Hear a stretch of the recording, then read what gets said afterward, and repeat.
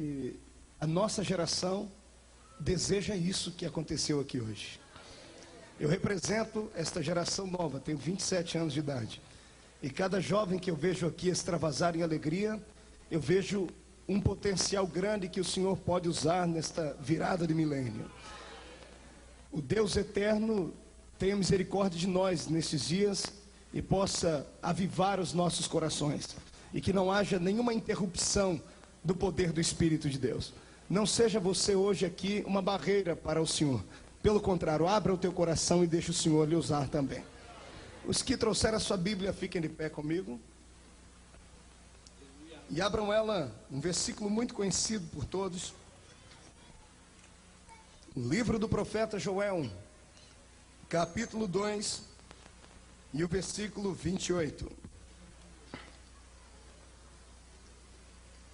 Assim no texto sagrado: e acontecerá depois que derramarei do meu espírito sobre toda a carne. Vossos filhos e vossas filhas profetizarão, os vossos velhos sonharão sonhos, e os vossos jovens terão visões. Até sobre os servos e sobre as servas derramarei o meu espírito naqueles dias. Mostrarei prodígios no céu e na terra, sangue, fogo e colunas de fumaça. O sol se converterá em trevas e a lua em sangue, antes que venha o grande e terrível dia do Senhor. E acontecerá que todo aquele que invocar o nome do Senhor será salvo, porque no monte Sião e em Jerusalém estarão os que forem salvos, assim como o Senhor prometeu, e entre os sobreviventes aqueles que o Senhor chamar. Amém, santos? Feche sua Bíblia, coloque no banco. Aí, amados, jovens, anciões, irmãos em Cristo Jesus, quero crer que a última geração de pregadores que a terra há de ouvir e ver. E como representante desta nova geração, eu quero aqui hoje pedir a sua ajuda e o seu auxílio, para que, em nome de Cristo, a nossa geração de fato conheça Deus e o seu poder. Vivemos dias semelhantes aos dias de Juízes, capítulo 2, versículo 10, que diz ali que uma geração se levantou após aquela outra, que não conhecia o Senhor e as suas obras. Em nome de Jesus, nós devemos, em nome de Cristo aqui hoje, destruirmos isto e provar que todos nós temos o direito e temos condições de experimentarmos um pouco mais de Deus. Cristianismo é isso que vimos aqui nessa noite. É alegria viva, é o coração aberto, é ver o ancião de cabelos brancos dar um salto no banco de lá e ver o jovem do lado de cá desmaiar na presença de Deus. Eu quero crer que isso é a legitimidade do Pentecoste na vida do cristão. Mas, para que todos venhamos a conhecer isso, é necessário conhecermos aqui quem é que promove e provoca este grande e poderoso avivamento em nossas vidas. Eu quero nessa noite pregar debaixo do tema o Espírito Santo, o promotor do avivamento. Eu quero aqui caminhar convosco pelas páginas da Bíblia Sagrada para entendermos quem é este ser lindo, maravilhoso, o que é que ele faz, o que é que ele pensa, o que é que ele sente nesta noite, qual é o desejo dele para nós aqui nesta noite e nas noites que se seguirão estes dias de festa. O Espírito Santo, pelo contrário do que muitos pelo mundo pensam, ele não é apenas um mero vento, ele não é apenas uma mera manifestação de fogo. O Espírito Santo é uma pessoa, e como pessoa ele tem sentimentos, ele tem desejos, e o maior desejo dele nesta noite é poder arrancar você deste lamaçal que você está, e arrancar você da terra seca em que tu estás, e te mergulhar dentro do rio, que ele mesmo promove, um rio de avivamento. O Espírito Santo do Senhor, eu posso dizer que é o melhor amigo que um homem possa ter nesta terra. Ainda que nós não possamos vê-lo com estes olhos aqui, podemos senti-lo no coração. E quando sentimos o Espírito de Deus em nossas vidas, não tem demônio que possa travar a nossa boca, e a nossa alma se enche de alegria e a boca de cânticos, e temos que sair do marasmo espiritual e entrarmos na presença dele. Mas, amados, a história do Espírito Santo na Bíblia Sagrada é uma história profunda, linda, cheia de emoções. E eu quero aqui, em nome de Cristo, tentar narrar para esta amada igreja a história dele. Eu quero crer que tudo começou lá no céu, quando Deus, no seu grande poder e no auge da sua majestade suprema, tinha como seus auxiliares ali outros ministros que eram os anjos do céu. Estes anjos, cada um deles tinha uma função linda e abençoada. E aquele que possivelmente foi o mais belo entre todos, a Bíblia diz isso acerca dele, que não era Satanás. Deus não criou Satanás, Deus criou Lúcifer, um ser para adorá-lo. E a palavra querubim ungido da guarda, no original do hebraico, significa aquele que guarda a adoração a Deus. Eu quero crer que ele era o grande maestro que louvava a Deus e que fazia com que os outros seres do céu adorassem a Deus também.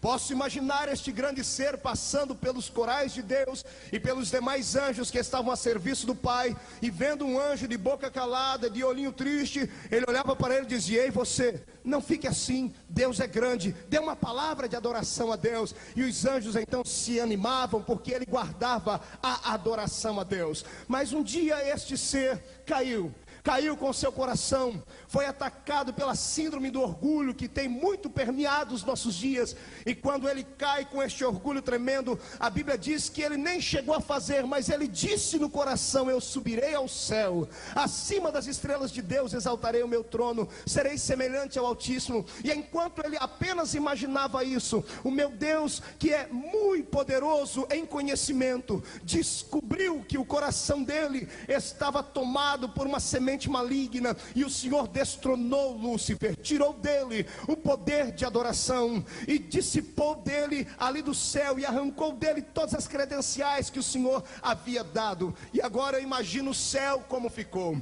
os anjos olhando para Deus, e Deus observando as suas criações ali, e o Senhor com o coração aflito, procurando entre os anjos um para louvar o seu nome, um que pudesse representar ali tudo que Lúcifer havia feito e havia sido. Quero crer que anjos como Miguel e Gabriel, que são os anjos que a Bíblia dá os nomes deles, devem ter chegado diante de Deus e contemplado a apreensão que estava no coração de Deus, e dito: Senhor, não podemos nós aqui fazermos aquilo que ele fazia. E o Senhor não quis dar para Miguel a autoridade para ele tomar os anjos e poder adorar. Não, o Senhor disse: Miguel, o teu negócio é ficar com espada na mão para poder defender aqueles que eu vou colocar na sua frente ainda. Então talvez Gabriel tenha dito: Senhor, e a mim? O Senhor disse: tu não, tu só serve para ser o meu mensageiro, e tu irás mandar muitas mensagens do meu coração para o coração do meu povo ainda. E naquele desespero todo, sabe o que foi que Deus fez? Deus não encontrou no céu um ser capaz de dar a ele a adoração tremenda do coração. Então o Senhor começou a operar aqui nesta terra. Entre o versículo 1 e 2 de Gênesis capítulo 1, só o Senhor sabe a eternidade que há ali. E do versículo 2 em diante, eu quero crer que Deus, vendo Lúcifer caído, desceu a esta terra, foi até lá aquele riachozinho, e tomou ali nas suas mãos a argila, aquele barro que tem liga. E enquanto Deus desenhava no chão um bonequinho, Deus sentia no coração aquilo que uma mulher gestante sente quando está para dar à luz a um filho. Ela não viu o filho, mas ela sente dentro dela vida, e isto é alegria. Deus sentia vida no seu coração e alegria na sua alma. E quando Deus termina de fazer aquele bonequinho lindo, abençoado, viu Deus que aquilo era bom. E a minha Bíblia diz que Deus soprou nas narinas daquele servo e transformou ele em não apenas mais um boneco, mas um homem, um ser vivo, com potencial de raciocínio, com potencial de adorá-lo e de representá-lo nesta terra. Quando Deus soprou nas narinas de Adão o fôlego de vida, eu tenho certeza que Deus implantou dentro dele também o Espírito Santo da verdade. Era por isso que o nosso irmão Adão, quando se levantou ali, tinha condições de falar com Deus, tinha condições de ver Deus, porque só pode falar com Deus e sentir a presença de Deus um homem que é cheio do Espírito Santo do Senhor. O homem que não tem o Espírito Santo, para mim, o que mais parece com ele na terra é um porco, um suíno. Por quê, pregador? Porque um porco não tem articulação no seu pescoço, e você nunca vai ver um porco olhar para cima. Porco apenas olha para baixo. Assim é o homem sem o Espírito Santo, nunca olha para as coisas de cima, olha apenas para as coisas de baixo. Mas o homem que tem o Espírito Santo, ele já não olha para as coisas de baixo, porque isso aqui é passageiro. Ele quer mais de Deus e estar com o Senhor da glória.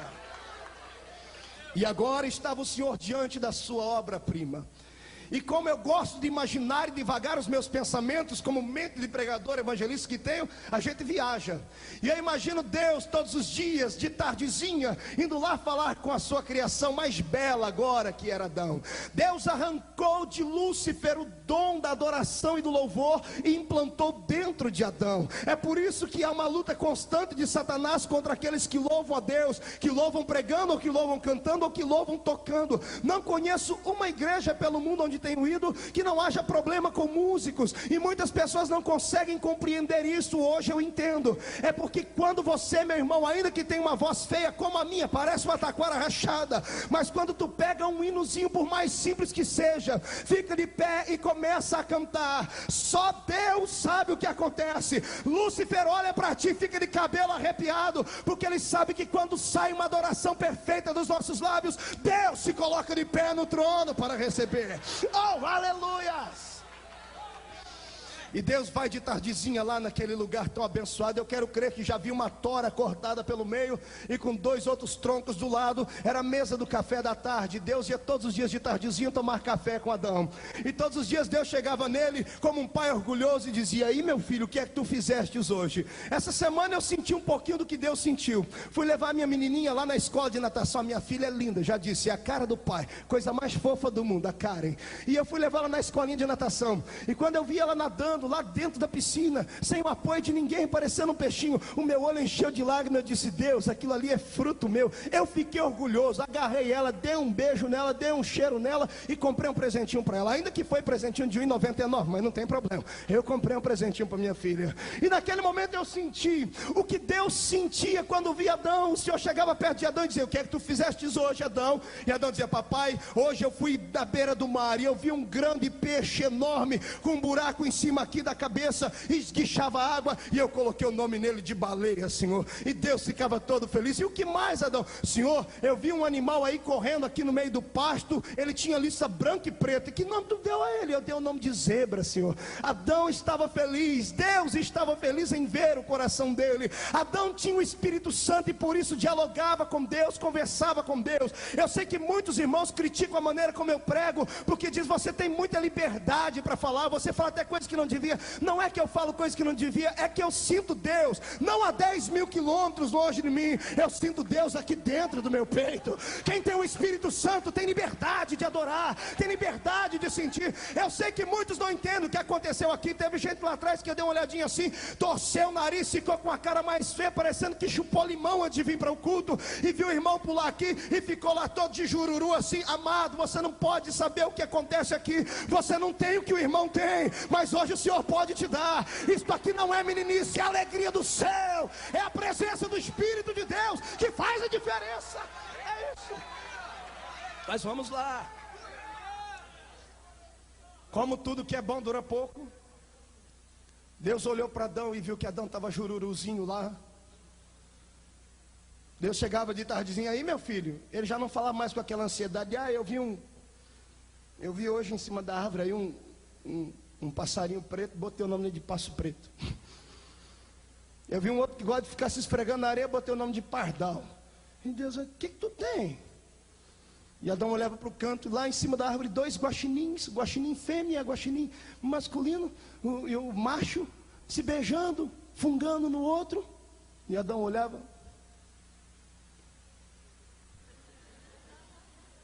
E passava o leão e a leoa, e o leão fazia uau. E ele falava. Aí Deus entendeu: tu está sozinho, tu quer uma companheira, né? E Deus fez cair um sono sobre ele e deu para ele a mulher mais linda do mundo. Eva devia ser parecida com a minha esposa, coisa mais fofa do mundo. Cabelo comprido, olhos verdes, aquelas coisas do céu. E Adão ficou feliz, foi lá, e Adão ficou tão feliz que começou a trabalhar dobrado. Agora ele arrastava a Eva para cá, arrastava a Eva para lá. Só que Eva, coitadinha, né? Era uma bênção atribulada ou uma tribulação abençoada, não sei. Eva chegou diante de Deus um dia lá, diante de Adão, com uma fruta diferente.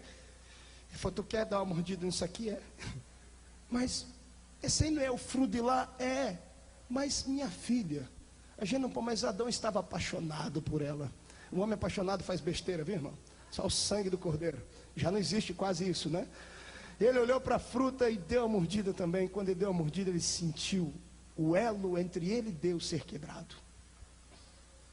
A primeira manifestação de espiritismo baixo na Bíblia: Satanás entra no corpo de uma serpente, e a serpente agora engana Eva, que engana Deus, que engana, melhor dizendo, que engana Eva, que engana Adão, e Adão depois vai tentar enganar Deus.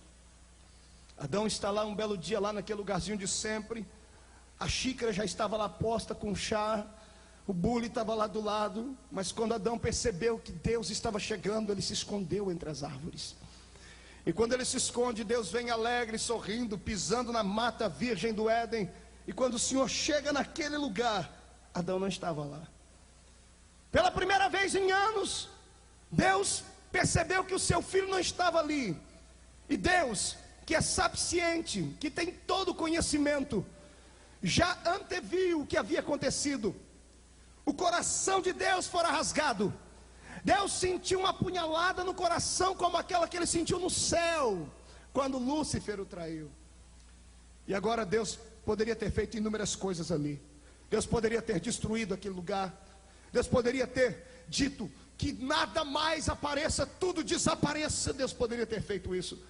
Deus poderia ter rogado uma praga de maldição, de enfermidade em cima de Adão, mas Deus não fez isso.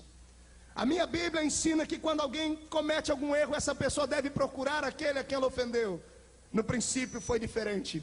Adão estava escondido e Deus, quando observou que Adão estava entristecido, porque eu aprendi com Deus que Deus não fica triste com o ser humano quando o ser humano peca, porque o ser humano infringe a lei, não. Deus fica triste com o ser humano quando o ser humano peca, porque Deus sabe que o ser humano é filho. E quando nós pecamos, nós contraímos tristeza para a nossa vida. Se colocarmos a lei e o homem diante de Deus e dissermos: Deus, quem é que tu prefere aqui, esta lei com os seus mandamentos e tudo mais, ou o maníaco do parque, assassino e tudo mais? Deus vai olhar para os dois e Deus vai ficar com o maníaco do parque, porque Deus pensa que ele é filho dele, é criatura dele, e precisa de uma oportunidade de perdão. Naquele momento Deus sai no meio da selva gritando: Adão, onde tu estás? E de repente tu traz uma folhagem, sai Adão todo entristecido, jururu, olho lacrimejando. Junto com ele está Eva. E o Senhor tristinho, olhando para os dois, percebeu a maior miséria que havia acontecido neles. Adão conta: o que aconteceu foi a mulher que tu me destes. A Eva aponta o dedo para a serpente: foi a serpente miserável que apareceu. A serpente vai apontar o dedo para o diabo já tinha sumido lá. Deus podia ter feito muitas coisas, mas Deus provou o seu amor à humanidade ali. Deus foi lá, pegou um cordeiro, matou o cordeiro, arrancou a pele, vestiu Adão e Eva, demonstrando ali o que aconteceria na cruz, quando o seu filho, o cordeiro vivo que foi imolado, trouxe vida e revestimento para nós que estávamos sem vida e sem paz. Ali começa a saga que eu quero aqui começar a pregar. Naquele momento, quando Adão infringiu as leis, quando Adão pecou, quando Adão deu ouvido à voz do inimigo, Adão perdeu ali a sensibilidade de ouvir Deus e de falar com Deus como antes ele falava. Naquele momento Adão entristeceu o Espírito Santo que estava dentro dele.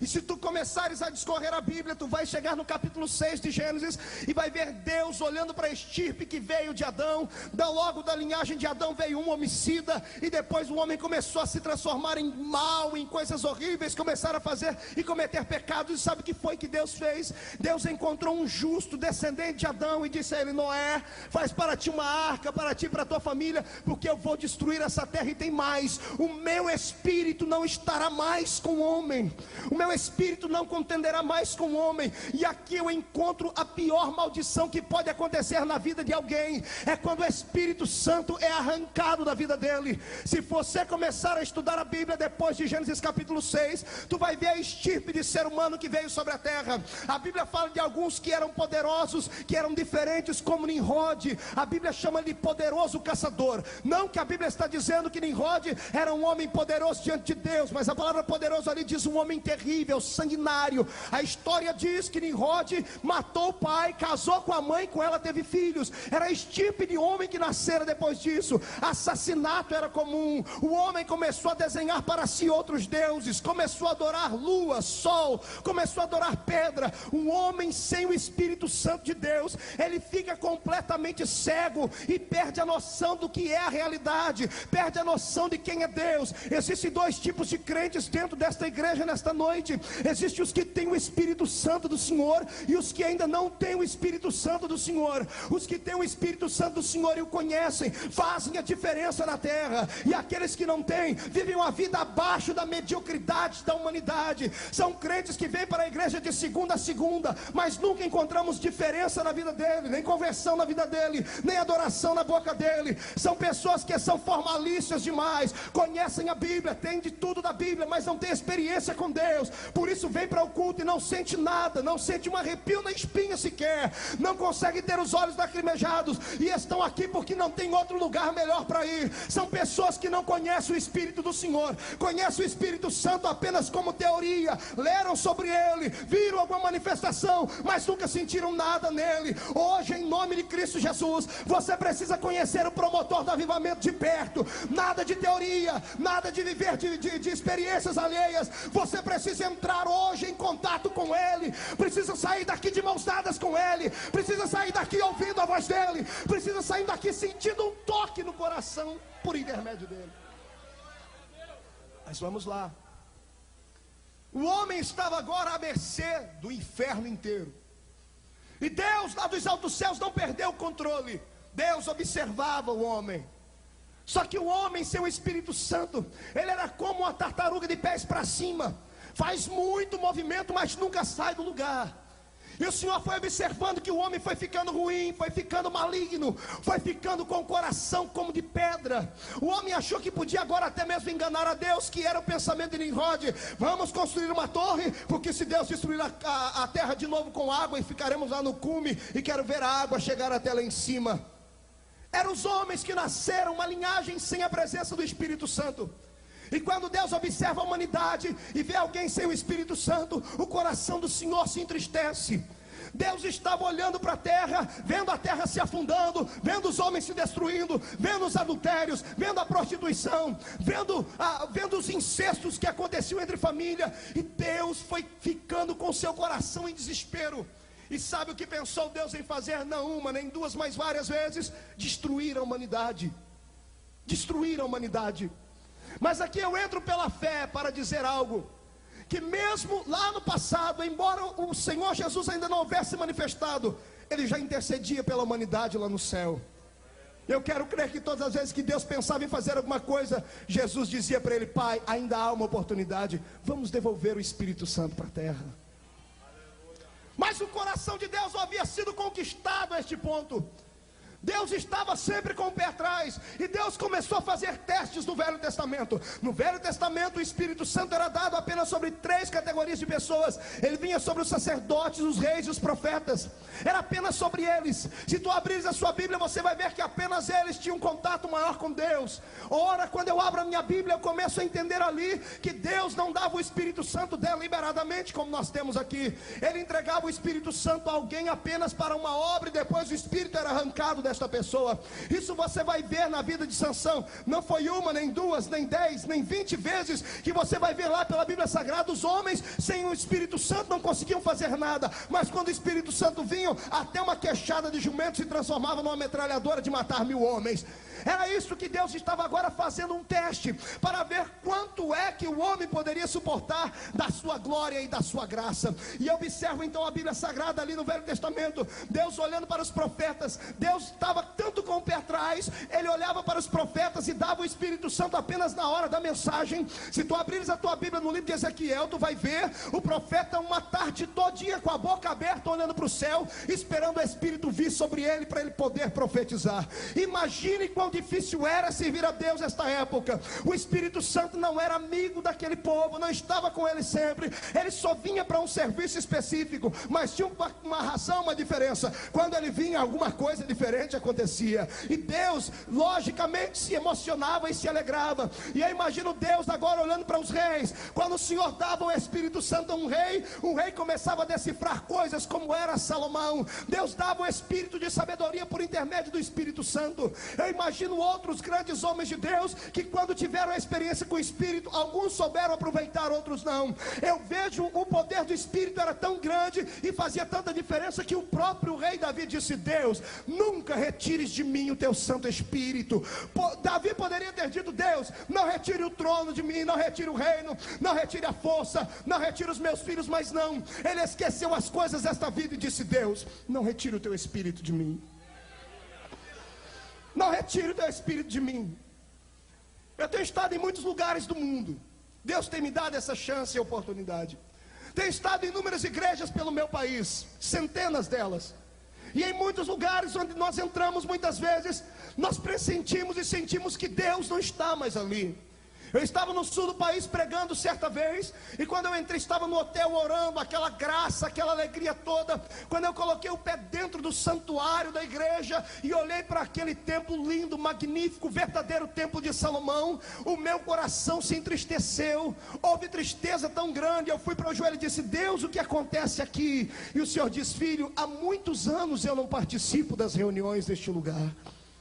E eu sei que alguém pode dizer: pregador, isso é mentira, é utopia. Não é, a Bíblia Sagrada diz isso lá em Apocalipse 3. Quantas vezes não preguei errado, quantas vezes não preguei para o pecador dizendo: ei, se você abrir a porta do seu coração, Jesus está batendo e irá entrar. Mas quando eu comecei a ler e a entender um pouquinho mais a Bíblia, eu vejo que quando Jesus estava dizendo: eis que estou à porta e bato, ele não estava falando com o pecador, ele estava na porta de uma igreja tentando entrar, e a igreja estava com a porta fechada para ele. E ele dizia: se alguém abrir a porta, eu entrarei. O que é isso, amados? O que é isso, igreja do Senhor? São vidas que perderam a comunhão com o Espírito, perderam a graça do Espírito, estão com a boca travada. Profetas não podem mais profetizar, crentes não podem mais adorar a Deus. Entraram num marasmo espiritual tão grande, e tu entras dentro do culto da vontade de sair correndo e de morrer, porque não há vida, mas parece um cemitério do que alegria divina. Foi por isso que o meu coração se encheu de júbilo quando eu percebi o que acontecia neste culto hoje. Pessoas adorando a Deus com liberdade, jovens chorando, jovens saltando e gritando. E o Espírito dizia: é melhor pular aqui do que pular carnaval lá fora, é melhor gritar aqui do que gritar coisas lá fora. Oh, nesta noite, em nome de Cristo Jesus, você precisa receber de novo uma experiência com o Espírito de Deus.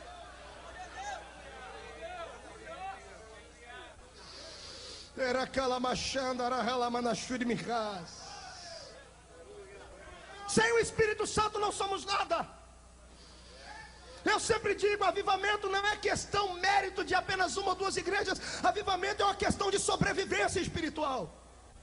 Ter o Espírito Santo dentro é muito bom. Eu gostaria que todos hoje tivessem o Espírito Santo sobre, em forma de revestimento de autoridade, em forma de graça e de visões, em forma de manifestações e milagres.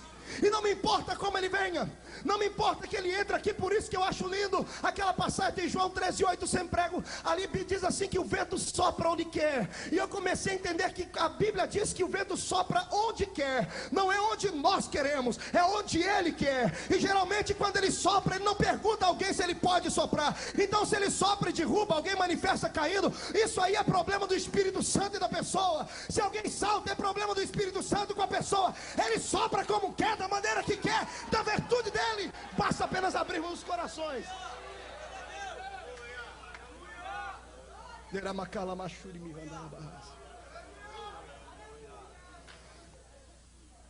Aí tu começa a entender a palavra, e tu vê que o Espírito Santo era dado de forma tão pouco. Parece que Deus usava um conta-gotas. Deus olhava para alguém e dizia: será que eu dou ou não dou? Não era hoje que todo mundo aqui tem, cada crente aqui hoje é uma bomba atômica espiritual de Jeová. É só acionar e vai estar explodindo as muralhas do inferno por onde passar. Naquela época não era assim. Deus observava um ser humano, olhava a estirpe dele, olhava a maneira dele se trajar, a maneira dele se comunicar. Deus olhava para a linhagem da família para poder dar a ele uma experiência. E aí vinha Deus e pingava o Espírito Santo, só de pouquinho. Para provar isso, a Bíblia diz que Eliseu, estando com Elias, Elias disse: eu vou ser tomado, o que é que tu queres? Ele disse: eu queria a porção do teu espírito. Ele não poderia ter pedido uma experiência para Deus, mas Eliseu sabia que Deus não dava para qualquer um, e não era de qualquer maneira. Então ele chorou e disse: eu quero que Deus me dê do espírito que há em ti, profeta. Posso provar mais? A Bíblia Sagrada diz, em Êxodo capítulo 10 e 11, que o nosso irmão Moisés, um dia cansado de tudo, chegou em casa e disse para o sogro dele: não aguento mais o peso desta nação. E o sogro dele olhou e disse: Moisés, reparte a carga, escolhe homens da sua confiança, reparte com eles os trabalhos. E Moisés foi falar com Deus, e Deus disse: isso é bom, Moisés. E Moisés subiu para o monte, e Deus disse: escolha 70 anciões dentro da minha casa, 70 homens de respeito e de responsabilidade. Não eram apenas homens velhos, eram homens de respeito e responsabilidade. E agora Moisés escreveu o nome deles, e o Senhor disse: suba para o monte. E quando Moisés está no monte, sabe o que é que Deus diz a ele? Moisés, eu agora vou dar uma experiência a estes homens. Moisés pensou que Deus ia dar uma experiência alheia, mas Deus não fez isso. Deus diz: Moisés, eu vou retirar do teu espírito e dar para eles. Como é que é isso? Eu vou retirar de ti e vou dar para eles. Deus não dava o Espírito Santo a qualquer pessoa, e nem de qualquer maneira. O Senhor achou melhor repartir do Espírito de Moisés do que dar uma experiência nova àqueles homens. Agora aqui tem uma história linda e abençoada. Quando Moisés está lá com os 70 nomes, e ele levanta as mãos, o Senhor, a Bíblia diz que Deus retirou do Espírito dele, e o Espírito saiu dele e entrou dentro dos 70 homens. 68 estavam dentro da congregação naquela hora. Onde eles estavam, não sei o que estavam fazendo, eram escolhidos. Mesmo sem saberem que eram escolhidos, eles eram escolhidos. Não interessava o que estavam fazendo, de que linhagem que era, de que família que era, eles eram escolhidos. E onde eles estavam, quando o Senhor retirou de Moisés, Deus encheu todos eles com o Espírito Santo, e começaram a saltar e a profetizar no meio da congregação. Só que havia 2 deles que não estavam ali, Eldade e Medade, estavam do lado de fora do arraial. E aqui eu perguntei: Deus, por que o Senhor deixou isso escrito aqui? E o Senhor disse: eu deixei isso aí escrito para os pentecostais ouvirem bastante e darem muito glória a Deus. Os 2 estavam do lado de fora do arraial e eram escolhidos por Deus. Não importa onde você esteja nesta noite, não importa que tu estejas aqui no púlpito, lá atrás ou aí fora escutando esta mensagem, se tu fores escolhido por Deus esta noite aqui, o Espírito vai te possuir. Não importa onde tu estejas. Eu não sei o que os 2 estavam fazendo piquenique, estavam carpinando, eles estavam do lado de fora da congregação. Se estavam caçando, se estavam batendo papo, se estavam cantando hinos, eu não sei o que eles estavam fazendo, também não me interessa. O que me interessa é que eles não estavam lá dentro da congregação. E quando o Senhor retirou do Espírito de Moisés, os 2 foram cheios lá do lado de fora. No meio da rua começaram a pular e a profetizar lá, pastoria. Agora eu vou fazer um negócio aqui bonito, quer ver? Eu preciso de 2 Eldade e Medade aqui, cheio do Espírito Santo. Esse moço desse tupete bonito aqui, vem cá me ajudar. Nem Salomão teve um tupete desse. É original isso aqui? É mesmo? Mais um. É tu mesmo. Fica os 2 ali, ó. Vocês são Eldade e Medade, mas não fica olhando para mim com essas caras de abençoado, não. Ó, fica ali atrás. Quer ver o que vai acontecer aqui? Eldade e Medade. Quando o Espírito vier, vocês vão ter que ficar cheios aí. Amém? Pular, gritar, bater os pés no chão. Vi vocês dançando aqui mesmo na graça. Vocês fecham o olho, não esquenta com a multidão não, amém? A igreja abençoa eles. Estende a mão e diz: estão abençoados. Então vamos lá. Olha o que aconteceu. Os 2 estão do lado de fora. Moisés está lá no monte. Quando o Espírito sai de Moisés, vai lá onde os 2 estavam. Foi assim: ó, prepara, vou contar até 3, vocês vão receber, hein? Não cai não, só pula. 1, 2, 3.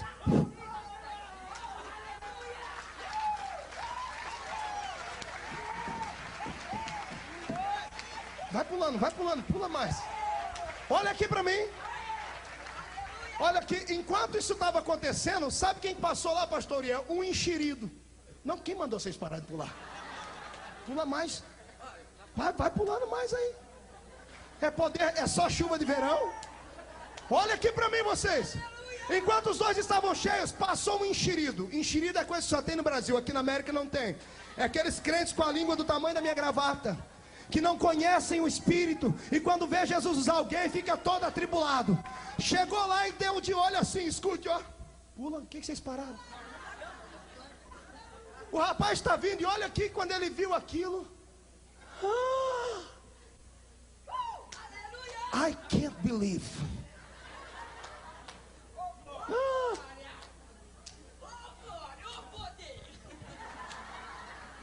Isso é que é glória.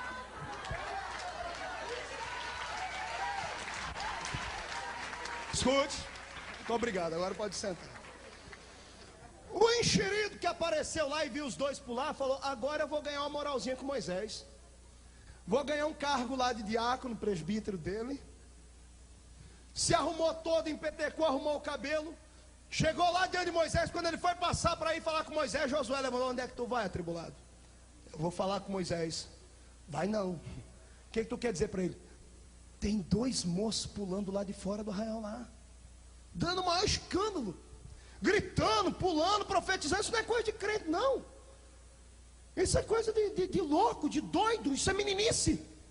Pode mandar parar. Josué falou: não, deixa que essa história é comigo. Quem gosta de mandar parar aqui sou eu. Josué chegou diante de Moisés e falou: sou Moisés. Diga, Josué. Tem dois moços do lado de fora do arraial pulando.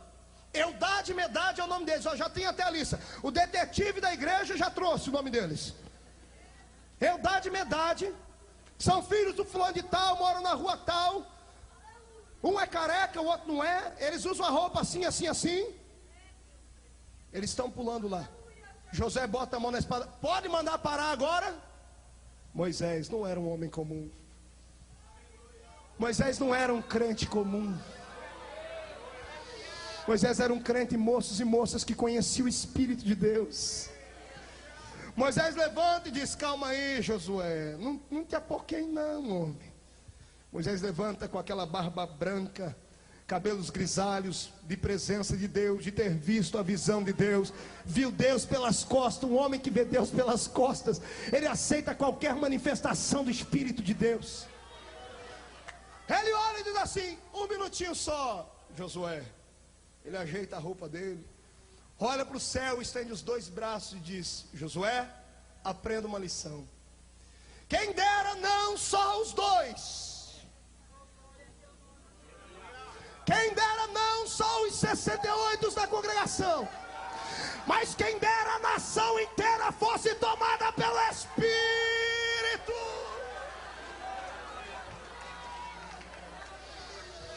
O Espírito faz a diferença.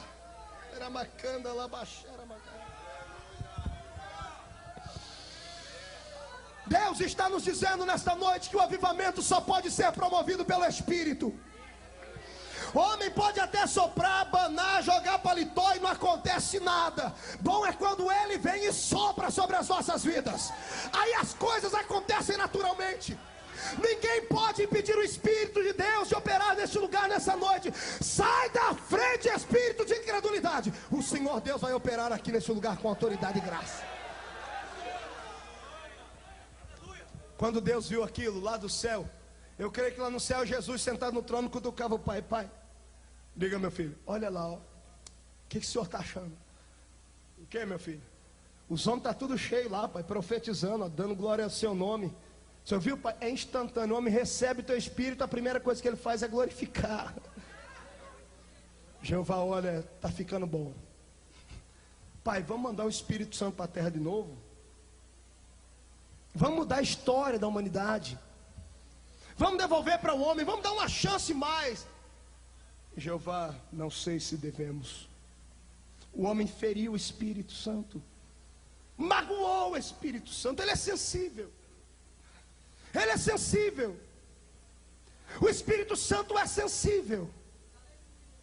Ele não é grosso como eu e você. Ele é sensível.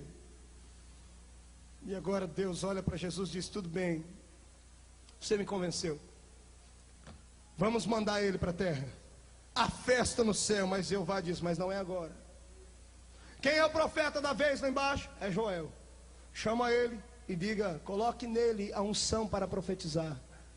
Joel chama a atenção da nação inteira e diz: atenção, Israel, assim diz o Senhor, nos últimos dias derramarei do meu espírito sobre toda a carne. Vossos filhos e vossas filhas profetizarão, vossos jovens terão visões e os velhos sonharão sonhos. Joel termina de profetizar e bate a mão na boca. O que é que eu falei aqui?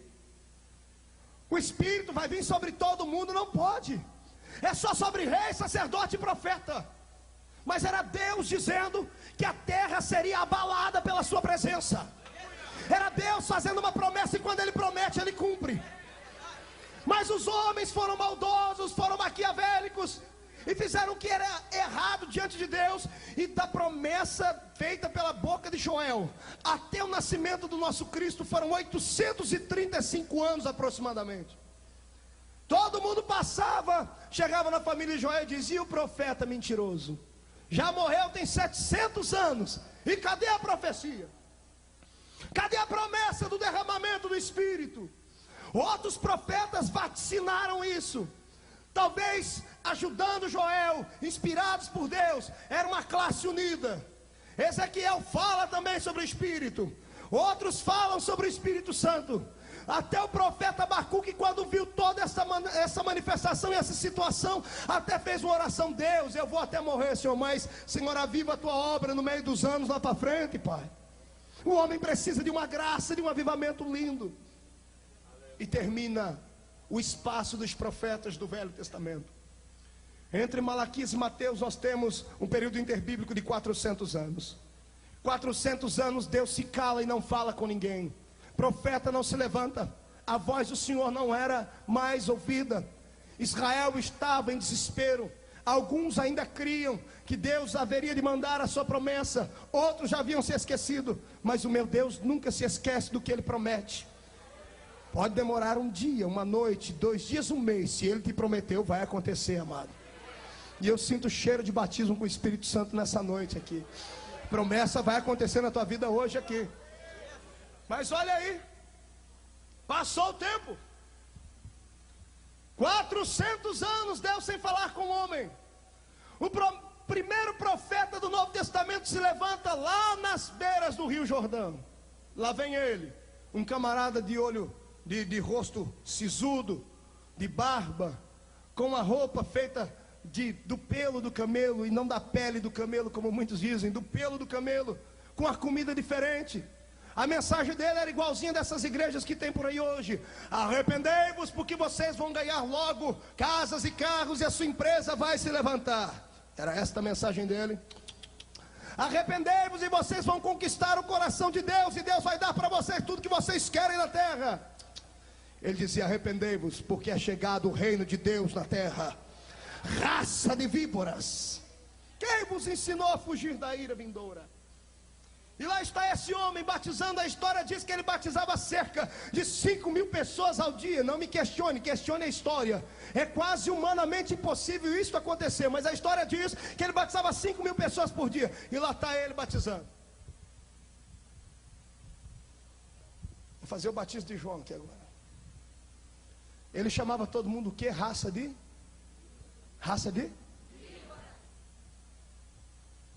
Eu vou batizar essa fileira inteirinha aqui agora. Menos o Cleverson, o restante. Fique de pé, por favor. Olha João batizando.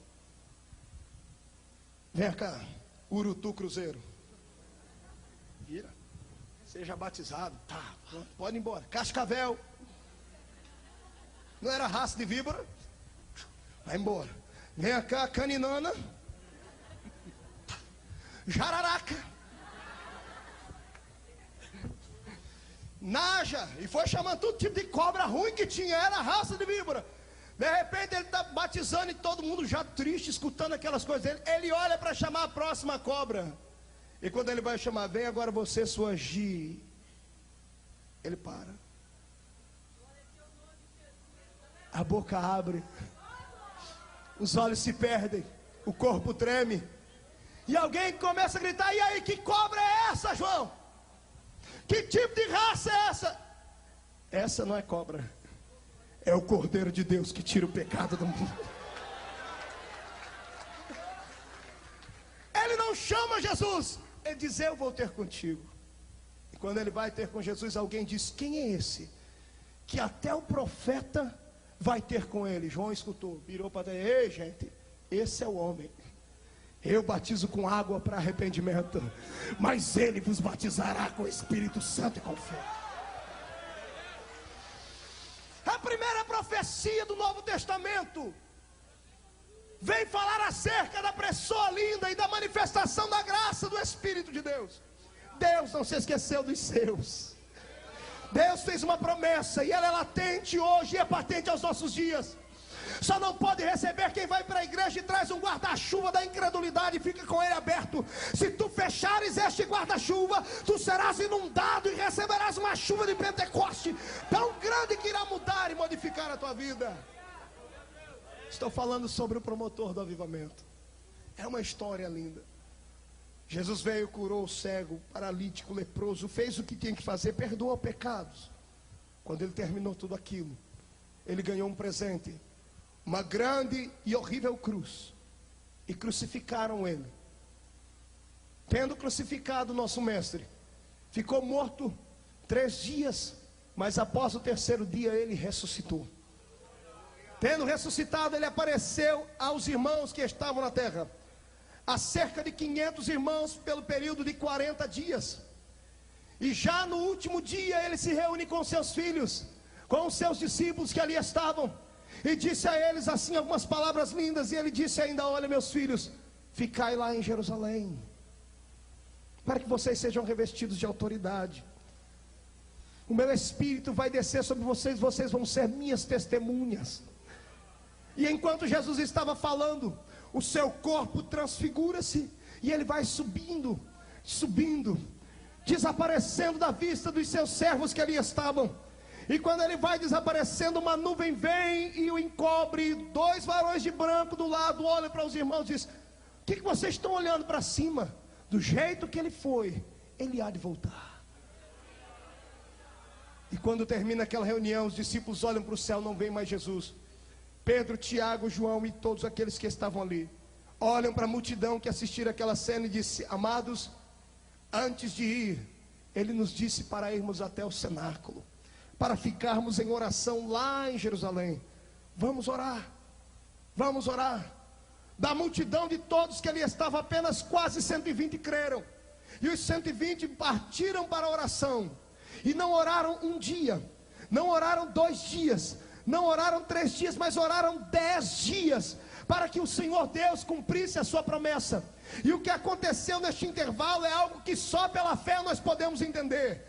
Jesus desaparece na terra, e para onde é que ele foi, se os olhos aqui desaparecem e perdem de vista? Ora, Jesus não foi lá para cima, porque quem vai muito para lá fica só no mundo da lua. Jesus apareceu em uma outra dimensão, a dimensão da glória, da santidade, a dimensão da presença viva do eterno Deus. E quando Jesus se manifesta lá do outro lado, do lado onde eu e você um dia veremos de estar, havia ali um tapete enorme aguardando Jesus chegar. Não era um tapete vermelho, nem preto, nem azul, mas era o tapete da eternidade aguardando o nosso mestre. Quando Jesus começa a palmilhar por aquele tapete, anjos à esquerda, anjos à direita começam a vociferar, começam a cantar cânticos. E quando ele vai passando por ali, lá na frente está o que? Está o palácio da glória de Jeová. E os anjos que estão aqui com ele do lado de fora gritam para os anjos que estão lá dentro do palácio: cumpre-se o Salmo 24. E os anjos, quando dizem assim: levantai, ó portas, as vossas cabeças, levantai-vos, ó portais eternos, para que entre o Rei da Glória. Quem estava lá dentro diz: mas quem é este Rei da Glória? Os anjos do lado de fora dizem: o Senhor dos exércitos, poderoso na batalha, ele é o Rei da Glória. O que aconteceu em seguida é lindo. Fique de pé comigo. Me dê um ré menor aqui. Vocês dois fiquem aqui pertinho de mim. Fiquem aí. Jesus entra pelos portões do céu, e ele não para conversar com Miguel, nem com Gabriel, nem com os anjos, serafins ou querubins. Ele vai direto à sala do trono. 33 anos e meio sem ver o pai. Eu sei que tem gente aqui na América que há muito tempo não vê a família. E quando teve o encontro com a família, o coração se derreteu. Um desejo de abraçar e de beijar o familiar é muito grande. Imagine o seu mestre, Jesus, 33 anos e meio sem ver o Pai. Quando ele entra pelo aquele portão e vai direto à sala do trono, ele contempla o Pai. E quando ele vê o Pai, palavras são pequenas para dizer o que aconteceu ali. Eu quero crer que como bom filho ele abraçou o Pai. Chorou com ele. Saudades. Soltou o Pai e disse: Pai, estas feridas aqui foram aquelas que eu recebi na casa dos meus amigos. Eu tenho um assunto sério para falar com o senhor, mas espera só um minutinho. De cá estava o Espírito Santo. Como vai você?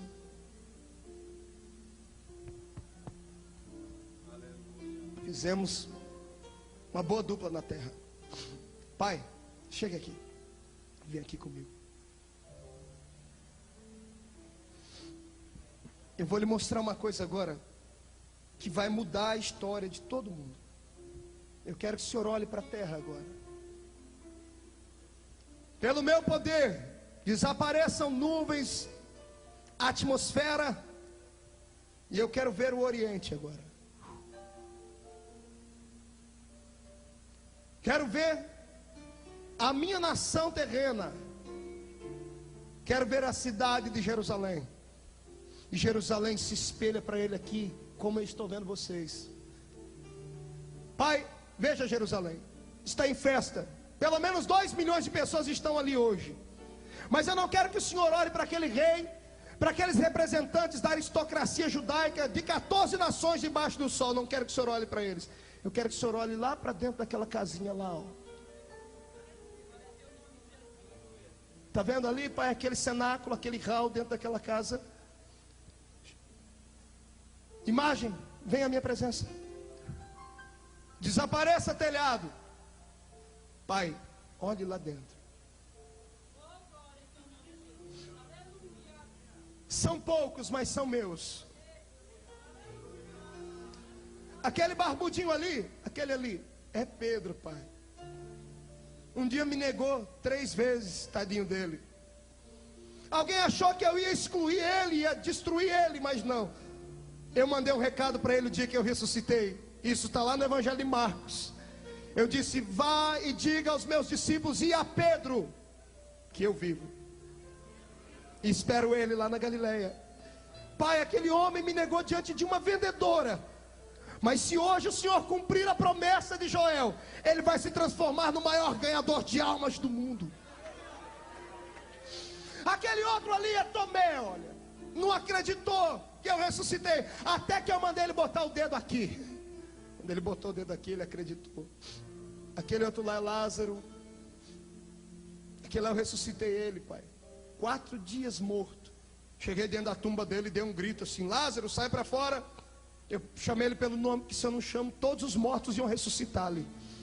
Pai, esses são meus. Eu te peço um favor hoje. Manda para a terra, Espírito Santo. Eles não podem suportar sozinhos. O diabo já está à espreita, esperando para destruir a minha igreja que eu edifiquei. Só poderão ser alguma coisa se o Senhor tiver coragem de dar a eles o seu Espírito. Manda o seu Espírito para a terra. E sabe o que é que Deus respondia? Silêncio. Deus não dizia nada. Esse diálogo de Jesus e Deus, essa cobrança, essa intercessão, demoraram 10 dias. 10 longos dias. Durante 10 dias, Deus ouviu clamores incessantes da terra e do céu. Na terra, quando ele olhava para a terra, 120 gritando: Senhor, manda já o teu poder. Manda, Senhor, sobre nós o teu poder. Senhor, manda já o teu poder e batiza cada um. Deus parava de olhar para a terra, ele olhava para o céu, olhava para o filho dele. E o filho dele dizia: Deus, manda o teu poder. Manda o teu poder. O pai parava de olhar para cá, olhava para a terra de novo. Todo mundo gritando: manda o teu poder. Não, está muito pouquinho. sem parar. Escuta, Pai. Escuta, Pai. Pai, manda o teu poder. Grita, grita, grita, grita. Pai, manda o teu poder. Derrama o Espírito, Pai. Primeiro dia, continue, continue. Segundo dia, terceiro dia, quarto dia, quinto dia, sexto dia, sétimo, oitavo, nono. No 10º dia, Deus diz: pare. O Senhor grita: chama o Espírito Santo. Vem cá. É chegada a hora da terra te conhecer.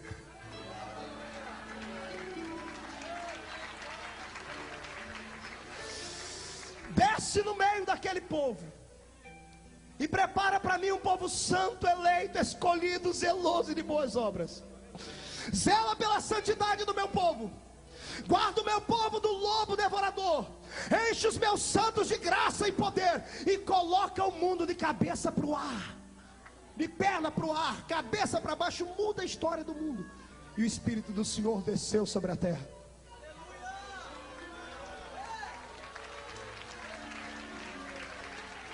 Veio sobre os homens. Sabe onde é que ele está agora? Está em algum cantinho aqui deste santuário, olhando para você, esperando que você acredite no que esse pregador está dizendo. Essa vontade de chorar que está acontecendo aí não é mero emocionalismo humano. É Ele tentando tocar na sua alma. É Ele tentando trazer um avivamento de dimensões incríveis. Mas tem que crer.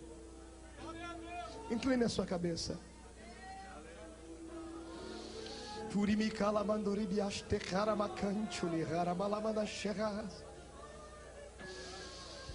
Oh, Yemanturimi,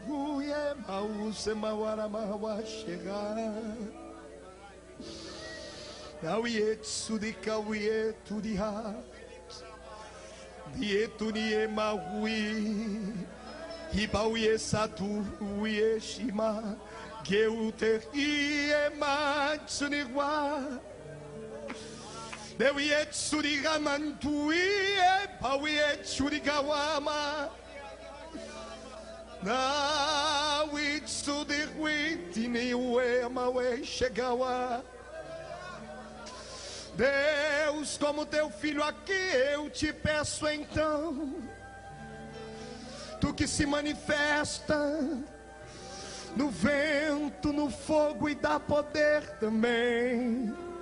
Onde houver um crente agora com o coração aberto aqui, derrama sobre ele o teu Espírito, venha do velho homem nos despir. Oh, em nome de Jesus Cristo Nazareno, que o Espírito Santo de Jeová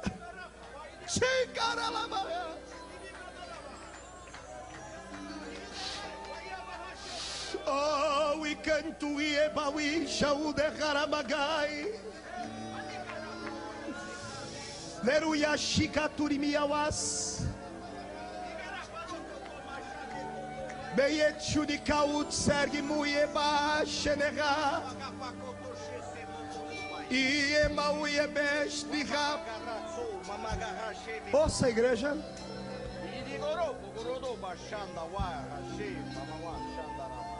Que amatsude.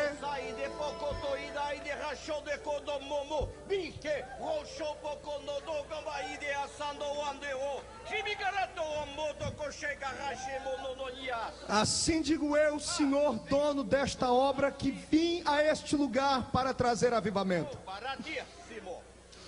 Todo o poder que há em minhas mãos para deliberar este lugar, tenho intenção de liberar sobre todos os corações que com graça e alegria me louvarem. Eu sou Deus das nações e não preciso de passaporte nenhum. O que vou fazer neste lugar ainda está por vir. Trarei sobre este lugar algo novo, um poder tão grande que virão pessoas de outras nações para saber o que é isto. Eu amo esta igreja de uma maneira diferente. E cada um daqueles que aqui estão neste mesmo espírito serão mensageiros meus por toda a terra. Trago eu hoje sobre vós um grande despertamento na alma. Devolvo aos vossos olhos lágrimas e libero a unção da cura. E tenho eu muito mais a realizar. Para isto permitam que o meu espírito volte sobre vós. Abram a vossa alma e recebam a minha presença, diz o Senhor dos Exércitos. Oh, Deus grande, tremendo.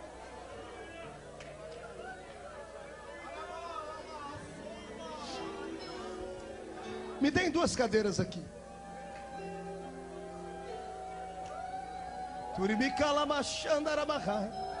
Está preparado para o que vai acontecer aqui? Não olha para o relógio não.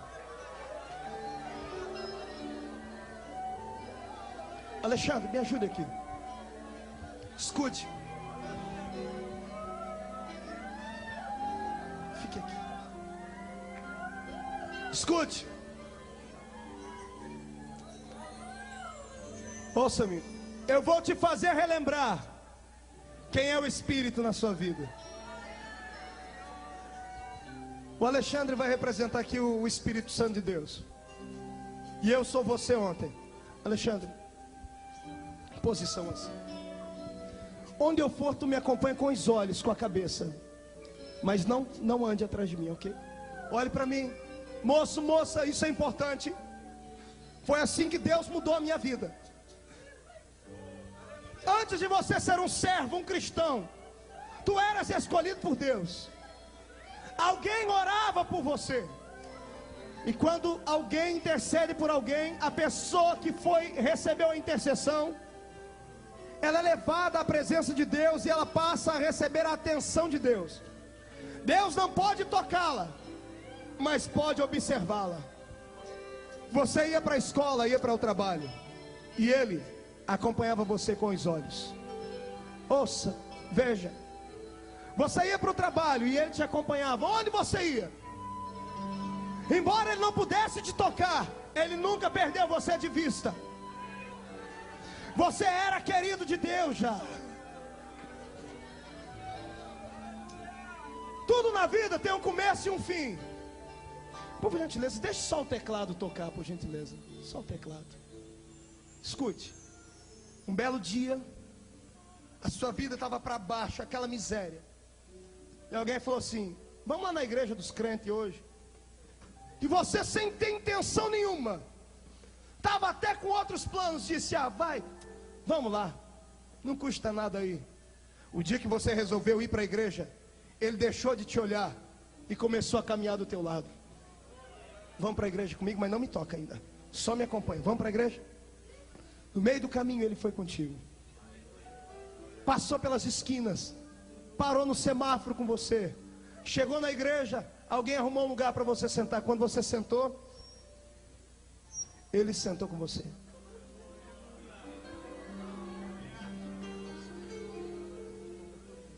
Olha o que aconteceu.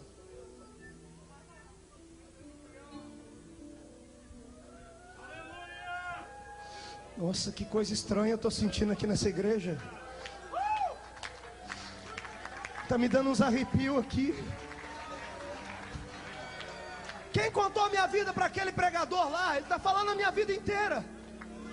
Que vontade de chorar é essa? Você não entendia nada. Era ele aí do seu lado, ó, te tocando. É o que ele está tentando fazer contigo desde o começo do culto. Ele está aí do seu lado, esperando que você seja sensível, tanto quanto Ele é sensível. Chegou a hora do apelo, você até queria aceitar Jesus, mas não dava conta, não tinha força. Eu até queria ser crente, quando você menos viu, tua mão estava para cima. O que foi que aconteceu? Era Ele aí, ó. Quando tu ficou de pé, Ele ficou contigo. Agora Ele te grudou, irmão. Uma vez que Ele te segura, Ele não te solta mais. Vamos para frente da igreja comigo. Dobrou o joelho, aceitou Jesus. Tu não sabia orar, lembra? Só chorar. E enquanto tu choravas aqui, Ele pegava as tuas lágrimas e intercedia com gemidos inexprimíveis lá no céu. Tu não sabia orar, mas Ele orava por ti. E dizia: Deus, este pobre homem, esta pobre mulher, se o Senhor der uma chance a ele, eu posso mudar a vida dele da água para o vinho. Posso transformar ele de um drogado, como era a minha vida, a um pregador para multidões. Tudo isso depende dele na sua vida. Se ele estiver aí, coisas vão acontecer. Olha, por exemplo,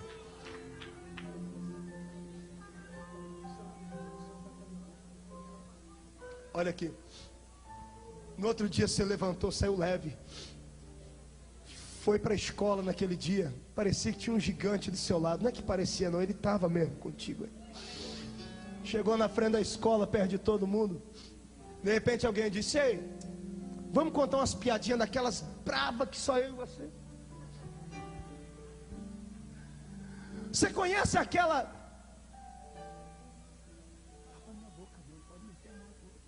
Você conhece aquela outra do... Você conhece aquela outra? Mas rapaz, você não vai contar não. Eu estou tentando, mas alguma coisa não deixa eu contar mais essas coisas. Não é alguma coisa, é Ele.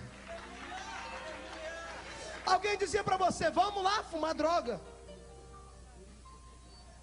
Louquinho para bater a mão na minha boca, né? Vamos lá mexer com droga de novo. Olha o que aconteceu. Mas eu estou na igreja agora, não interessa, não tem ninguém olhando. Vamos lá, então vamos. Vamos embora logo, rapaz. Mas você não quer ir? Eu quero, mas não tem jeito. Algo não me deixa mais. Não é algo, é Ele. É o Senhor que está aí do seu lado, te defendendo. Pior não é isso, tem coisa melhor ainda. Ele passa a ser seu amigo, e um amigo defende os outros. Quer ver? Vem um bem forte aqui querer me bater. Vem cá tu, Júnior. Vem cá. Vem pra cima. Quando ele...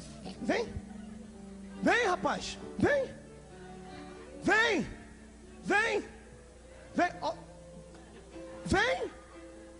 Que jeito, ó, o meu amigo aqui, ó. E esse Espírito está aqui hoje à tua disposição,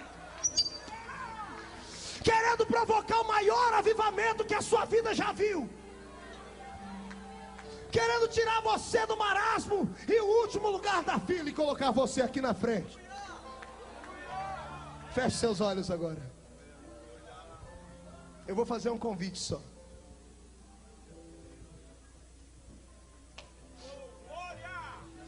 Pode chorar, não é pecado não. Onde está aqui alguém? Um moço, uma moça, um irmão, uma irmã, que hoje quer ter um encontro nítido com Ele, quer ser revestido de autoridade com Ele, por Ele, e ser para Ele um varão de fogo e de guerra. Venha cá.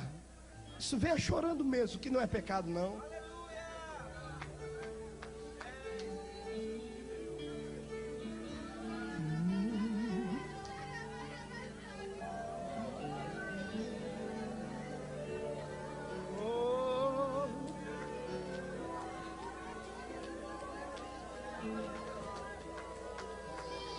Há um...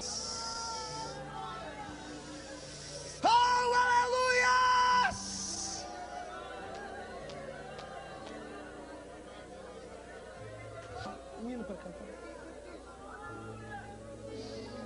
Ei, você, olha para mim aqui. Olha aqui. Hoje nós não vamos brincar de ser crente, nem brincar de vir ao altar. Eu quero que hoje você venha e fique. Amém? Quer ter uma nova experiência com Ele? Só você e Ele. Está disposto a tudo? Está disposto a tudo? Faça uma oração comigo agora. Feche seus olhos.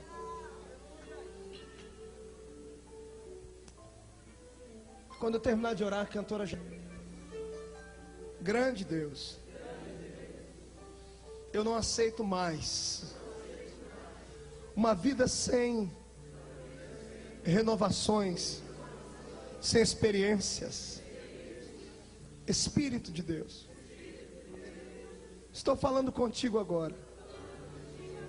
O pregador disse que você pode ser meu amigo. Se isso é verdade, eu quero te sentir aqui dentro de uma maneira diferente agora. Quero que você tome cada centímetro do meu corpo. Tome os meus olhos, os meus lábios, os meus pés, as minhas mãos. Ajuda-me a glorificar Jesus com o meu corpo, com a minha alma. Em nome de Jesus Cristo, tira-me agora da sequidão espiritual. Alguém sem o teu Espírito, ó Deus, não serve para nada. Mesmo sendo menor na tua casa, eu quero receber a tua presença. Venha, Espírito, venha, venha sobre mim. Venha agora, venha agora. Muda conceitos, muda valores, muda minha alma. Em nome de Jesus Cristo, justo, Nazareno, receba a presença dele agora. Receba a presença do Espírito Santo aí. Já!